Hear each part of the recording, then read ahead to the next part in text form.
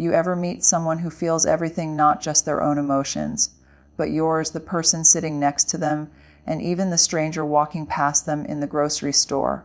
They walk into a room, and before a single word is spoken, they can sense the tension, the joy, the heartbreak. Now, at first, that might sound like a gift, a beautiful ability to connect deeply with others. But here's the truth: most people can't handle that kind of depth. Because being around an empath isn't always comfortable. It's like standing in front of a mirror that reflects not what you want to see, but what's really there. I've learned, both in my research and in my own messy, real, vulnerable life, that empaths challenge us. They don't do it intentionally. They don't walk around saying, "Let me expose your hidden wounds today," but they have this way of sensing what's unspoken, and that can be unsettling. You see, we live in a world that celebrates strength but avoids sensitivity. We are told to toughen up, to not take things so personally, to move on. But empaths, they feel before they think, they listen before they speak. And that kind of presence, that level of truth, can shake people who are not ready to face themselves. So tonight, I want to talk about something that's rarely discussed out loud: why most people can't handle an empath. Not because empaths are too much, but because their hearts are too honest for a world that's forgotten how to feel. By the time we finish today, you'll understand the 8 powerful reasons why the empath's light can both heal and overwhelm, why their compassion can feel like confrontation, and why, if you're an empath yourself, learning to protect that light might be the most courageous act of all. So take a breath, get honest, and let's talk about what it really means to feel deeply in a world that tells you not to. When you meet an empath, you're not just meeting a person, you're meeting a mirror. But not the kind of mirror that flatters you, smooths the edges, or filters the truth. No, an empath reflects the emotional truth you might not even realize you're carrying. They have a way of seeing through the masks we wear, the polite smiles, the "I'm fine" statements, the well-rehearsed versions of ourselves we show to the world. Empaths don't buy the performance. They feel the story underneath it. That's why many people find them both captivating and unsettling. An empath doesn't need you to explain what's wrong. They can feel it in your energy, in your silence, in the slight shift of your tone, and that level of perception can feel intrusive to people who have spent their lives avoiding their own pain. Imagine someone gently holding up a mirror to your soul, not to judge you, but to invite you to be real. Most people aren't ready for that. They want connection, but not accountability. They want love, but not exposure. Empaths are truth detectors. They pick up what others try to suppress. They notice when words don't match emotions, when actions contradict intentions.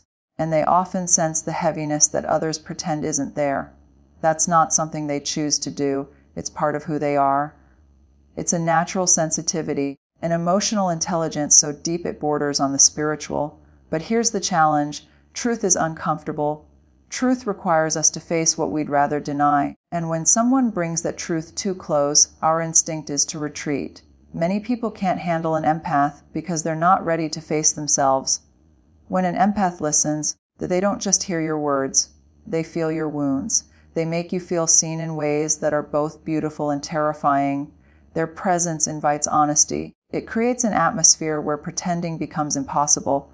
And for people who are used to hiding behind control, success, or perfection, that kind of presence can feel like too much. The empath's sensitivity exposes emotional inconsistencies. You can tell them everything's fine, but they'll still look at you and say, "Are you sure?" You can smile and laugh, but they'll notice the sadness behind your eyes. They won't always call you out on it. Sometimes they'll just hold space for it. But even that silent understanding can be uncomfortable because it pierces through the facade. It's hard to hide when someone can feel your truth. It's not that empaths are trying to invade your privacy. Their gift is simply tuned to frequencies that others can't hear. They sense the undercurrents of conversations, the energy between words. And when that happens, people who are unready for vulnerability often interpret that awareness as judgment. But an empath's insight isn't judgment. It's compassion in its purest form. It's their way of saying, "I see you. I feel you. You're not alone." Still, for some, being seen that clearly feels like exposure. We live in a culture that values image over authenticity. We reward people for appearing strong, confident, unbothered. Empaths challenge that system by their very existence. They show us that emotional depth isn't weakness, it's power. But when you've spent years pretending, that truth feels threatening. So people might pull away. They might accuse the empath of being too sensitive, too intense, or too emotional. But what they're really saying is, you make me feel things I've worked hard not to feel. And that's the heart of it. Empaths reveal truth, and truth demands courage. When someone looks at you and senses what's really going on, you can't hide behind the usual defenses. You either open up or shut down. You either grow or retreat. Empaths have a way of bringing people to those crossroads. And while some respond with gratitude and transformation, others respond with fear or resistance. That's why many empaths go through seasons of loneliness. They often feel misunderstood because their intentions are pure, but their presence is powerful. They don't mean to make people uncomfortable. They just can't unsee what they see or unfeel what they feel. Their energy carries honesty, and honesty is magnetic to the brokenhearted but overwhelming to the guarded. Empaths reveal truth that others try to hide, not through confrontation, but through compassion. Their sensitivity acts like light. It illuminates what's been in the dark, and sometimes that light exposes pain, insecurity, or unresolved emotion. But light doesn't come to shame, it comes to heal. That's the beauty of an empath's gift. They remind us that feeling deeply is not a flaw, it's a form of grace. So, if you've ever felt uncomfortable around someone who senses you too deeply, the pause before you retreat. Maybe they aren't exposing you. Maybe they're inviting you to heal. Empaths don't come to judge. They come to remind you that authenticity is where real freedom lives. And if you are an empath, remember this: your gift is not a burden. It's the truth wrapped in empathy, and it's okay if not everyone can handle that. Because your purpose isn't to be understood, it's to bring light to the places that need it most. Deep sensitivity challenges emotional avoidance because it forces people to face the feelings they've been running from. In a world where distractions are endless and vulnerability is often seen as weakness, sensitivity becomes both a blessing and a disruption. When an empath walks into a space, they carry a kind of emotional clarity that unsettles people who have spent years perfecting their emotional armor. It's not that they're trying to expose anyone, it's that their sensitivity naturally shines light into corners others have learned to ignore. We live in a society that encourages emotional numbing. People scroll through their phones to avoid discomfort, work overtime to escape loneliness, and keep themselves constantly busy so they don't have to face the ache within. But empaths, they feel everything. They can't just turn down the volume on emotion because their hearts are wired to tune in, not tune out. And when they encounter people who are emotionally shut down, their sensitivity becomes a mirror reflecting that avoidance. Suddenly, the person who has worked so hard to stay detached feels seen, and that can be terrifying. Empaths challenge emotional avoidance simply by existing. Their depth disrupts the shallow comfort of emotional distance. Imagine someone who can sit with your sadness without trying to fix it, who can sense your pain before you speak it. That presence calls you to stop hiding. It invites you to feel again. But for someone who's been avoiding feeling for years, that invitation feels like a threat. They may label the empath as too emotional or too dramatic, not realizing that what they're really reacting to is their own discomfort with emotion. Most people have been taught to control, not connect. We're conditioned to say, "I'm fine," even when we're breaking inside. Sensitivity exposes the truth behind those words. When an empath listens, they don't hear your excuses, they hear your exhaustion. They hear the sadness behind your laughter and the fear behind your silence. That awareness can stir up emotions others have buried so deeply they forgot they were there. Empaths don't just hear what you say, they hear what your soul whispers. And that level of depth demands honesty.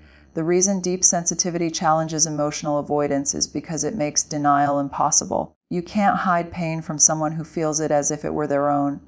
When an empath says, "I sense something's off," it's not an accusation, it's an acknowledgement. But that acknowledgement can make people defensive. The wall they've built around their emotions starts to crack, and that can feel unsafe. Most people would rather maintain their emotional barriers than risk being exposed, so they distance themselves from the empath, mistaking discomfort for danger. But the truth is, emotional avoidance doesn't protect us, it isolates us. It builds walls that keep pain out but also keep love out, and when a sensitive soul shows up, they challenge those walls just by being real. Their ability to sit in discomfort without judgment reminds us that emotions aren't the enemy. They're signals, guides, messengers. Empaths embody that truth. They make it okay to feel. But to someone who's built their identity around control, that kind of freedom feels like chaos. Deep sensitivity also exposes the fragility of false strength. Many people equate emotional detachment with power. They think feeling deeply makes them weak or unstable. Yet, when faced with an empath who can stand in raw emotion without collapsing, that illusion crumbles. The empath's quiet strength, their ability to cry, to care, to connect, challenges the myth that vulnerability is weakness. It reveals that true strength is found not in suppression, but in surrender. And still, not everyone can accept that truth. Some people push empaths away because they stir emotions they don't understand. They accuse them of being overly sensitive or taking things too personally, when in reality, it's the empath's depth that threatens their comfort. Sensitivity, in this sense, becomes revolutionary. It dismantles the culture of emotional avoidance and calls people back to authenticity. It says, it's okay to feel again. For the empath, this is both a gift and a cross. They often carry emotions that don't belong to them. They feel others' pain so intensely that it becomes difficult to separate what's theirs from what's not. And yet, their sensitivity is what the world needs most, because without people who feel deeply, we forget how to be human. Their presence reminds us that emotions are not problems to solve, they're bridges to understanding. So yes, deep sensitivity challenges emotional avoidance, but it also heals it. When someone finally allows themselves to feel in the presence of an empath, healing begins. Tears they've held back for years finally fall. Walls they thought were protecting them begin to crumble. And underneath all that fear, they find freedom. Empaths don't force that process. They simply make space for it. Their energy says, you're safe here. You don't have to pretend. In the end, the empath's gift is not just their ability to feel, it's their courage to stay open in a world that constantly tells them to close off. Their sensitivity is not weakness, it's the very medicine a disconnected world needs. Yes, it challenges people. Yes, it makes them uncomfortable. But sometimes discomfort is the beginning of healing. And when deep sensitivity meets emotional avoidance, truth rises to the surface, and that's where real transformation begins. Empaths absorb energy that others project, often without realizing it. They walk through life like emotional sponges, picking up the moods, the pain, and even the unspoken tension that lingers in the air. While most people can move through a crowd untouched by the undercurrent of emotion, an empath can walk into a room and immediately feel a shift, a heaviness, a sense of joy, a wave of anxiety that doesn't belong to them. Their sensitivity allows them to read emotional energy as easily as others read body language, but that same sensitivity can become exhausting if they don't understand what's happening. Energy doesn't lie. We may be able to hide our feelings behind a smile, but the energy behind those emotions still radiates outward. Empaths often unknowingly absorb that energy into their own emotional field. When someone is angry, the empath feels it as restlessness or tension. When someone is grieving, the empath feels a sadness that seems to come from nowhere. When someone is anxious, the empath might suddenly feel uneasy without any logical reason. This absorption happens because empaths are deeply attuned to emotional frequencies. They pick up what others release. For many empaths, this gift shows up early in life. As children, they may have been the peacemakers, the ones trying to calm arguments or comfort others in distress. They learn to sense shifts in energy to stay emotionally safe. That sensitivity became their way of navigating the world, but as they grow older, it can become overwhelming. Being surrounded by so much emotional input, especially when most people don't even recognize the energy they're giving off, can leave an empath feeling drained, confused, or burdened by feelings that aren't their own. People often project their energy unconsciously. Someone who is angry might not yell, but that suppressed anger still vibrates through their presence. Someone insecure might project defensiveness or judgment. Someone heartbroken might radiate quiet sorrow. Empaths pick up all of that. They absorb it as if it were their own, which can cause emotional overload. They might wake up feeling peaceful, but after being around others, they suddenly feel exhausted or heavy without knowing why. It's not that they're weak, it's that their emotional radar is always on. The challenge is that empaths often mistake other people's energy for their own emotions. They might think, "Why do I feel so anxious?" or "Why do I suddenly feel sad?" without realizing they've simply absorbed someone else's energy field.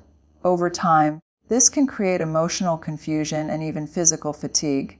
Because emotions carry energy, absorbing too much of others' pain or stress can feel like carrying a weight that doesn't belong to you. It's not just emotional empathy, it's energetic empathy. When people project energy, they're often unloading emotions they don't want to process. Empaths, with their open hearts and compassionate nature, unintentionally become emotional containers for that energy. That's why people are naturally drawn to them. They feel safe, understood, and seen around empaths because, on some level, they sense that the empath can hold what they can't handle. But the empath's gift becomes heavy when they carry what was never theirs to begin with. Without healthy boundaries, empathy turns into emotional exhaustion.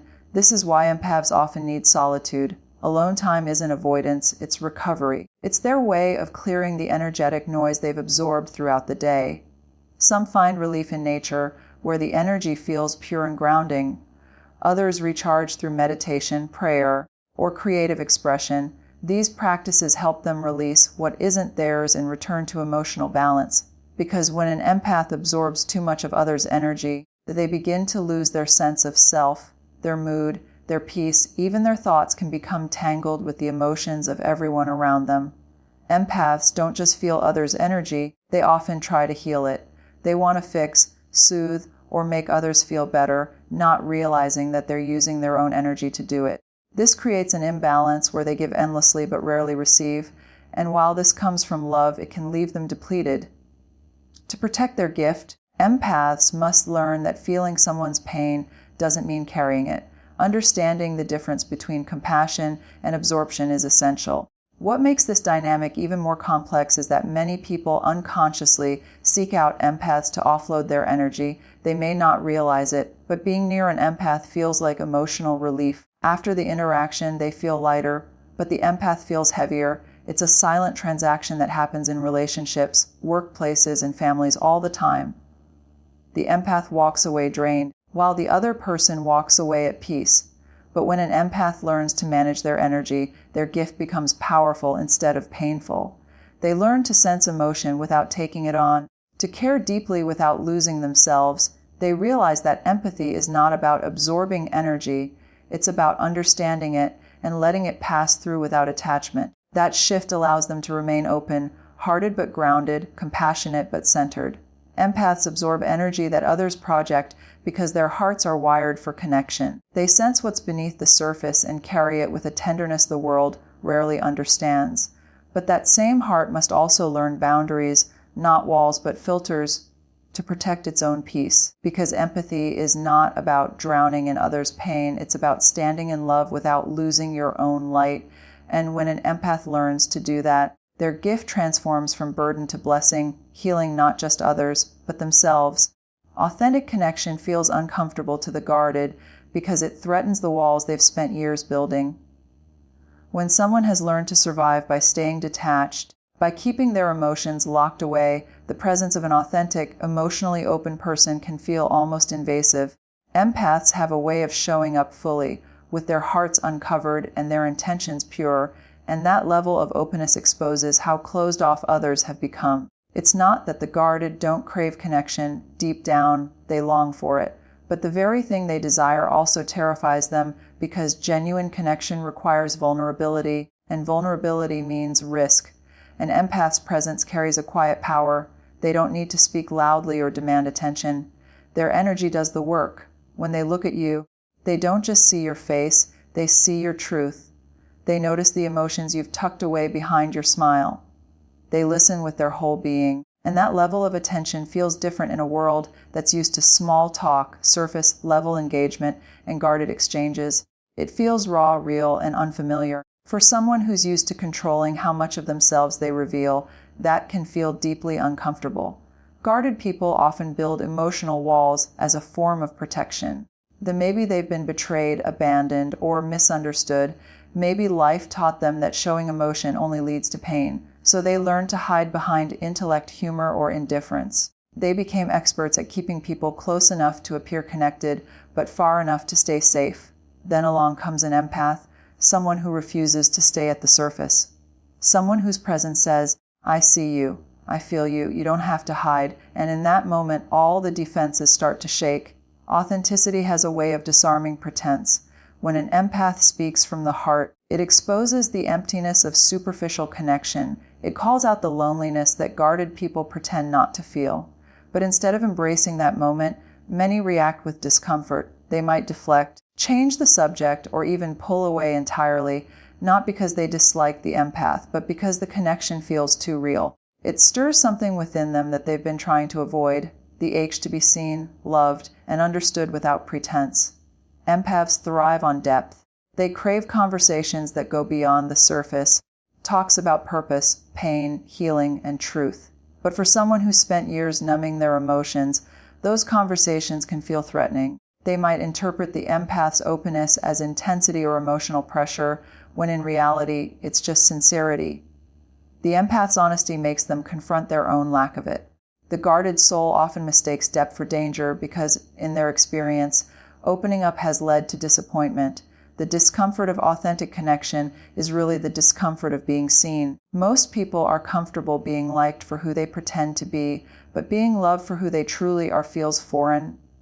Empaths don't just see the polished version, they sense the hidden one, the one that still hurts, doubts, and longs. They connect not with your persona, but with your essence. And that kind of connection strips away the illusion of control. You can't curate or manage how an empath experiences you because they're not reacting to your words, they're responding to your energy. For the guarded, that lack of control is unnerving. It's easier to live behind emotional armor where nothing gets in and nothing gets out. Empaths challenge that structure. Their compassion invites softness. Their understanding invites honesty. Their love invites surrender. And surrender is the one thing the guarded fear most. It feels like losing control, but in truth, it's where freedom begins. The discomfort they feel isn't a sign that something's wrong. It's a sign that something real is trying to happen. When an empath connects authentically, it's not about exposing someone, it's about healing them. They offer a space where masks can drop and hearts can exhale. But not everyone is ready for that kind of safety. Some people confuse peace with danger because chaos is all they've ever known. They push away the very connection that could heal them because it feels unfamiliar. To the guarded, love feels foreign, so they retreat back into loneliness, mistaking it for security. Empaths often find themselves wondering why people pull away just when things start to get real. They question if they're too intense or too emotional. But the truth is, their authenticity simply highlights what others have been hiding from. They carry a light that exposes darkness, not to shame it, but to transform it. Still, not everyone can handle that transformation right away. Authentic connection asks for emotional honesty, and honesty can't exist where fear is still in control. Over time, some of those guarded hearts soften. They begin to realize that what once made them uncomfortable was actually an invitation to heal. The empath's unwavering sincerity becomes a reminder that real connection still exists. They may not be ready at first, but the seed is planted. They begin to crave more authenticity and less performance, more truth and less pretending. Authentic connection feels uncomfortable to the guarded because it disrupts their emotional autopilot. It forces them to confront the gap between who they show the world and who they really are, but it's in that very discomfort that growth begins. The empath doesn't come to tear down the walls. They come to show what life could feel like without them. And when the guarded finally allow themselves to feel safe enough to let those walls fall, they discover that authenticity doesn't destroy, it heals. It's the kind of connection that changes everything, even the most guarded heart. Protecting empathy requires strong boundaries and self-awareness because without them, an empath's greatest strength can quickly become their greatest source of exhaustion. Empaths have open hearts. They care deeply, listen intently, and often give more than they receive. But that same openness can make them vulnerable to emotional overload. When you feel everything so intensely, when the world's pain feels personal and other people's moods weigh on your spirit, it becomes vital to know where your energy ends and someone else's begins. The boundaries don't make an empath cold, they make them sustainable. For an empath, saying no can feel almost impossible. They're wired to help, to comfort, to heal. They sense when someone is hurting, and instinctively they want to step in, but constantly absorbing others' energy, constantly trying to fix or soothe leads to depletion. It's like trying to pour from an empty cup. The truth is, empathy without boundaries is self-abandonment. You can't save the world if you're drowning in it. Protecting empathy starts with realizing that caring for yourself is not selfish. It's necessary. The boundaries are not walls, they are doors with locks. They allow you to open up with intention, not obligation. A healthy empath doesn't shut down emotionally. They learn when to engage and when to step back. They learn that not every cry for help is their responsibility. Sometimes the most loving thing you can do is let someone face their own storm, trusting that growth often comes through struggle. It takes self-awareness to know when your compassion is helping and when it's enabling. Self-awareness is the anchor that keeps an empath from drifting into other people's emotional seas. It means recognizing your own triggers, patterns, and limits. It's asking yourself, is this mine to carry? Empaths who lack this awareness often internalize the emotions of others until they can't tell where they end and another person begins. They may find themselves feeling anxious, sad, or angry without any clear reason because they've unknowingly absorbed the emotional residue of everyone around them. Self-awareness allows you to observe emotion without absorbing it. An empath with boundaries knows how to protect their energy through intentional practices, solitude, grounding, prayer, meditation, nature, journaling, or simply silence. These moments of stillness act as emotional detox. They clear away what's not yours and remind you of who you are. It's not withdrawal, it's maintenance. Just as a musician tunes their instrument before playing, an empath must tune their energy before engaging deeply with others. Otherwise, they start playing to someone else's emotional rhythm instead of their own. One of the hardest lessons for empaths is realizing that you can love someone deeply without carrying their pain. The compassion is about sitting beside someone in their darkness, not jumping into the hole with them. When you take on another's suffering as your own, you rob them of the strength they might gain by learning to process it themselves. Boundaries allow love to remain pure, not distorted by guilt, obligation, or exhaustion. Strong boundaries also protect against manipulation. Unfortunately, not everyone approaches an empath with good intentions. Some people, consciously or not, use emotional energy as a form of control. They offload their negativity, expecting the empath to absorb and soothe it. Without awareness, the empath becomes an emotional dumping ground. But when they set clear boundaries, when they say, I can support you, but I can't carry this for you, they reclaim their power. Boundaries are not rejection, they are a declaration of self-respect. Self-awareness also means acknowledging your own needs, which empaths often neglect. They're so attuned to others that they forget to check in with themselves. What do I need right now? What am I feeling? Do I have the capacity for this conversation? These questions are small acts of self-love that prevent burnout. Empaths must learn that they are not responsible for everyone's healing. They are facilitators, not saviors. Their gift is to hold space, not to fix. Protecting empathy doesn't mean hardening your heart. It means creating an inner sanctuary where compassion can live without chaos. When you protect your peace, your empathy becomes clearer, stronger, more discerning. You start to recognize the difference between empathy that heals and empathy that harms. You understand that being kind doesn't mean being available to everyone at all times. You realize that love given without boundaries is not love, it's sacrifice. The more self-aware an empath becomes, the more powerful their gift grows. Because when empathy is grounded in self-respect, it becomes transformative. You no longer feel consumed by others' pain. You become a calm presence in the middle of it. You stop reacting and start responding. You love with wisdom, not just emotion. And that's the balance every empath must learn to feel deeply, but not drown, to care deeply, but not lose themselves in the caring. In the end, empathy is a sacred strength, but only if it's protected. Without boundaries and self-awareness, it can lead to exhaustion, resentment, and emotional chaos. With them, it becomes a light that guides others without burning out. Protecting empathy is not about closing off the heart, it's about honoring it. It's remembering that your compassion is a gift, not a resource to be exploited. When you learn to guard it wisely, your empathy doesn't just survive, it thrives, and through it, so do you. Empaths are the quiet warriors of the emotional world. the ones who feel deeply in a society that often tells us to feel less. They move through life carrying both the beauty and the burden of sensitivity, seeing what others overlook and understanding what others fear to face. But their power isn't in how much they feel, it's in how courageously they choose to keep their hearts open in a world that rewards numbness. Throughout this journey, we've seen that empaths reveal truth others try to hide, not because they seek to expose, but because their very presence shines light where darkness has settled. Their deep sensitivity disrupts emotional avoidance, calling people back to authenticity in a culture obsessed with control. They absorb the energy others project, learning, often painfully, that love must be balanced with boundaries. They bring authenticity into spaces where most people are still guarded, and they remind us that connection without vulnerability isn't connection at all.